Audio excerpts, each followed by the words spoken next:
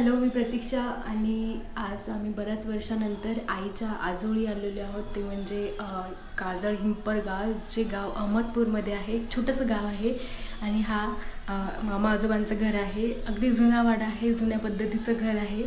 आणि मी आज इथे व्लॉग शूट करणार आहे माझा, कारण हा माझ्या गावापेक्षा अगदी छोटं गाव आहे आणि जुन्या जुन्या वस्तू आहेत ज्या टिकून आहेत. तर मी हा व्लॉग सुरुवात केली. अशा प्रकारच्या खूप छोट्या छोट्या बारीक सारीक गोष्टी आहेत ज्या सध्या आपण यूज करत नाही, पण पूर्वी त्या यूज केल्या जायच्या. आणि ह्याच गोष्टी मी या व्लॉगमध्ये आपल्या सर्वांसोबत दाखवणार आहे. कदाचित तुम्हालाही तुमच्या गावाची आठवण येईल किंवा तो काळ आठवेल जेव्हा तुम्हीही कधीतरी याचा वापर केलेला असेल. तर हा व्लॉग तुम्ही बघा, म्हणजे तुम्हालाही मजा येईल.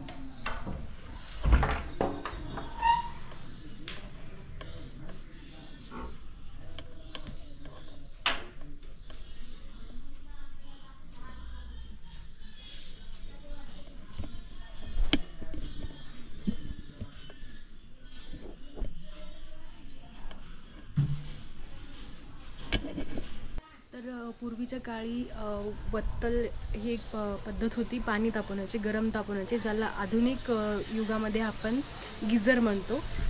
तर बाथरूममध्ये त्याचा जो आहे एक हांडा टाईप गोलाकार भांडं फिट केलेलं असायचं आणि बाहेरून त्याची चूल असायची, म्हणजे बाहेरून आग लावायची आणि आतून ते पाणी गरम होणार. तर इथे ते आहे आणि मी त्याचा शॉर्ट घेणार आहे. तर या माझ्या मागच्या भिंतीलाच ते जोडलेलं आहे, ज्यामधून आपण जाळ लावू शकतो. आणि आतमध्ये एक पितळेचा खूप मोठं भांडं आहे, ज्यातून त्याला जाळ मिळाल्यामुळे पाणी तापतं आणि आपण ते लगेच अंघोळ करण्यासाठी घेऊ शकतो.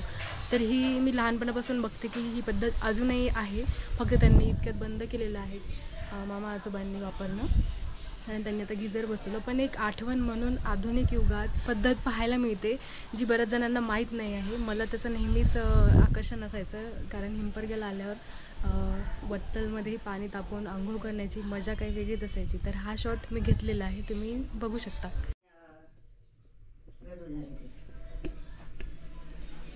आणि इथून आपण त्या हंड्यापर्यंत जाळ लावू शकतो. या छिद्रातून इथे जाळ पेटवण्यासाठीची ही जागा आहे. पावसाळ्यामध्ये लाईट असते नसते म्हणून इथे चुलीची ही व्यवस्था केलेली आहे. एक मोठी चूल आहे घातलेली, त्यावर भांडंही ठेवलेलं आहे पाणी तापवण्यासाठी. आता फार रेअर आहे ही चूल बघायला भेटणं.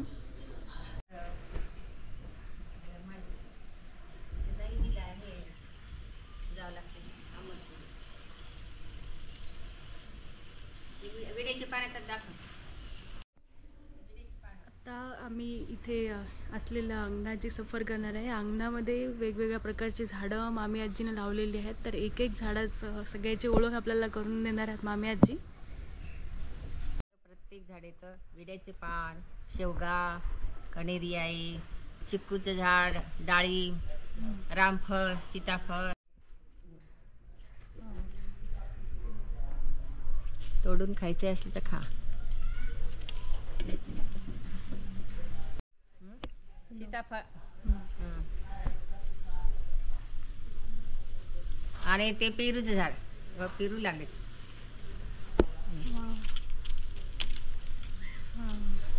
पेरूचं झाड, कनेरीचं झाड, पांढरी कनेरी, पांढरी कनेरी. हे मागचं हे कढीपत्ता, हे कढीपत्त्याचं झाड. केसांना हे सीताफळ, हा सीताफळ शेवगा तसंच इलाय तर. हे आहे शेवगाच्या शेंगाचं झाडाची हा, शेवगाची शेवगाची भाजी शेंगा. केली जाते. गुलाबाचं झाड आहे लागले तर फुलं. आणि ही शेवंती.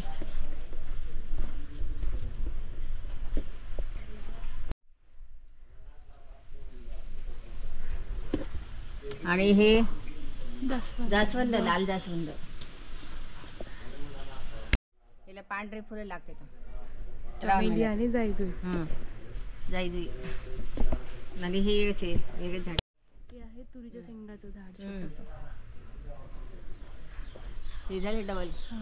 हे याला पण हे लिंबोणीचं झाड. लिंबोणीचं झाड. लिंबोणीचं. ही लाल कन्हेरी आहे ना. हे पांढरं मोगरा. इकडे इकडे हा मोगऱ्याला कळालं. मोगरा.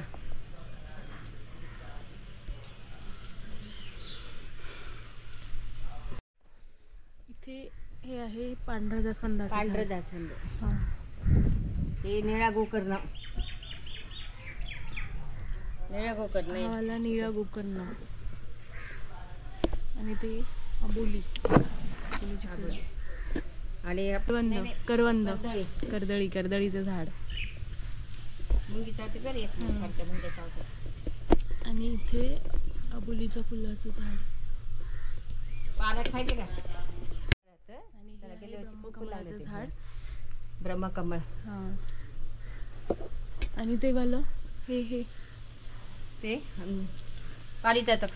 पारिजातक. हे हा. आहे समोरचं दिसणारं पारिजातक आहे. पारिजातकाचं फुलाचं झाड. इथे आहे चिक्कूचं झाड. ते हजार मोगरा. हे आहे हजार मोगरा. हजारी मोगऱ्याचं आणि झाड. पलीकडे हे रामफळ. हे आहे मोठं वालं वरती रामफळाचं रामफळ. झाड. बारीक बारीक आहे. हे सगळं पाडक. इथे आहे पालक आहे पालक. पालक. घरी लावलेला पालक. असं मोठं पान आहे. यांच्याकडूनच आलेलं झाड. हे सगळे त्याचे सगळा वेल आता पावसाळ्यामध्ये ना हे पूर्ण भरतंय. हा. मग कितीही पानं कोणत्या सणावाराला आपल्या घरचे तोडून हे करता येते. याला तगर म्हणतात. तगर का? हा तगर म्हणजे एक प्रकारचं म्हणजे जसं हे आहेत ना मग स्वस्तिक वगैरे, पण ह्याला एकात एक फुल असतं. हे डाळिंबाचं आहे. ते जास्वंदीचं आहे.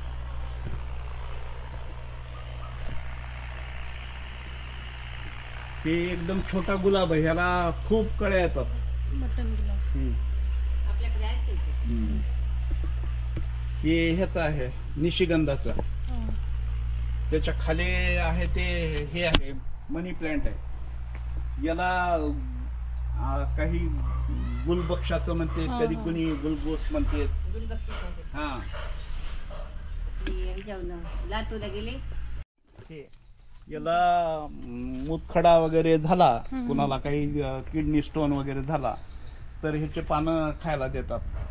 आणि हा एक वेल आहे. याला ह्याचं नाव मी विसरलो, पण ह्याचं फळ जे आल्यानंतर याला ज्यांना हे असतं ना काय म्हणते शुगर, हो. तर शुगर असणाऱ्या माणसाला हे फळ खायला दिलं की त्याची शुगर कंट्रोलमध्ये राहते, वाढत नाही. आणि हा इकडला पेरू आहे ते मोठा आहे. म्हणजे हे मोठे पेरू होतात, हा, हा. हे छोटेच राहतात. आणि इथे गाई, बैल आणि म्हैस यांचा हा गोठा होता. ते इथे तुम्हाला शेणाच्या गौऱ्याही लावलेल्या दिसते.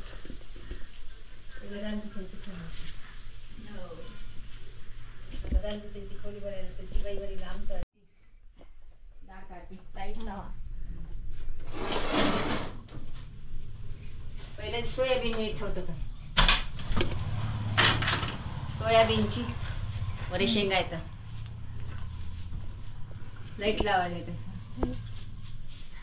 वरच्या पोट्यात भुईमुगाच्या शेंगा आहेत भरलेल्या.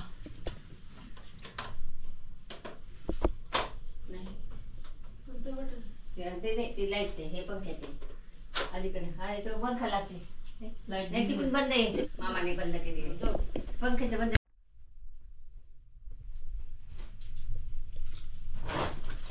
एवढे टाकले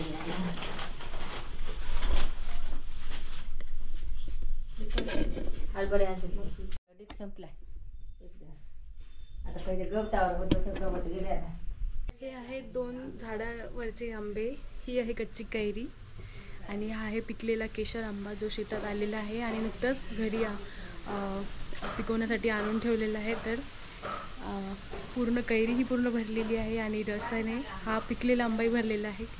दोन्हीही माझ्या हातात आहेत. आजच आम्ही आल्यावर याचा रसही खाल्ला आणि भुईमुगाच्या शेंगा आहेत ज्या आम्ही तुम्हाला पोते त्याचे वर भरलेले आहेत. शेंगदाणे हे टपोरे आहेत. आता मी ज्या खोलीत बसलेली आहे ती माळवदाची खोली आहे आणि विशेष गोष्ट अशी म्हणजे या घरी कूलर नाही आहे कारण हे घर माळवदाचं आहे. अतिशय थंड, बाहेर जितकं ऊन आहे तेवढंच आतमध्ये गारवा आहे आणि असं म्हणलं जायचं की पूर्वी माळवद असणाऱ्या घरात उन्हाची झळ तेवढी जाणवायची नाही आणि तशीच आजही आम्ही इथे आल्यावर एकदम थंड गारवा वाटू लागला आम्हाला. कूलरची गरजही भासत नाही. अगदी झुळझुळ थंडगार वारा आहे, खिडक्यातून वारा येत आहे आणि वर फाण्याही आहे. पण जो पूर्वीचा गावचा जो फील होता तो आज खऱ्या अर्थाने आला. आणि अंगणात मामी आजीने सर्व प्रकारची झाडे लावली आहेत जसं मी शूटमध्ये दाखवलेलं आहे. विड्याचे पान, पारिजातकाचं झाड, चिक्कूचं झाड, शेवग्याच्या शेंगाचं झाड, अबोलीचं झाड, वेगवेगळ्या प्रकारची झाडे आहेत. फुलांची भाज्या आहेत, पालक लावलेला आहे आणि जी खोली होती जिथे आंबे पिकवलेले होते ती केशर आंबे आहेत, शेतातले आहेत ज्यामध्ये कच्च्या कैऱ्याही आहेत आणि पिकलेले आंबे आहेत जे त्यांनी खास काढून ठेवले होते कारण आम्ही येणार आहे असं त्यांना कळलं होतं. आणि बऱ्याच वर्षानंतर म्हणजे आमच्या घरी जेव्हा शेतात आंबे यायचे झाडाला तिसरी चौथीला असताना मी घरी आंबे येत आणि आमच्याही घरीच आंबे पिकवले जात तेव्हा ते गवत आणून पिकवलं जायचे.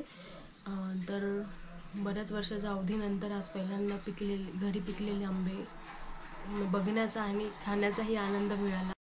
आणि आता मी मामा आजोबांच्या बैठकीत आहे. तर बैठकीमध्ये अजून एक जुनी गोष्ट सापडली ती म्हणजे हे रेडिओ आहे फिलिप्सचा आहे. आता नाहीच दिसत तर आता सारेगम कारवा जो निघालेला तो पण आहे. दोन्ही गोष्टी माझ्या समोर आहेत. आणि हा रेडिओ जो आहे तो मामी आजींचं लग्न झाल्यावर घेतलेलं असं त्या सांगत आहेत आणि आतापर्यंत रेडिओ त्यांचा जशाला तसा आहे. आता वयाची 70-72 वर्ष आहे त्यांचं. तर याच्यातही रेडिओ टिकून आहे म्हणजे खरंच कमालीची गोष्ट आहे ही. तर याचा एक छोटासा रेकॉर्डिंग मी तुम्हाला दाखवते.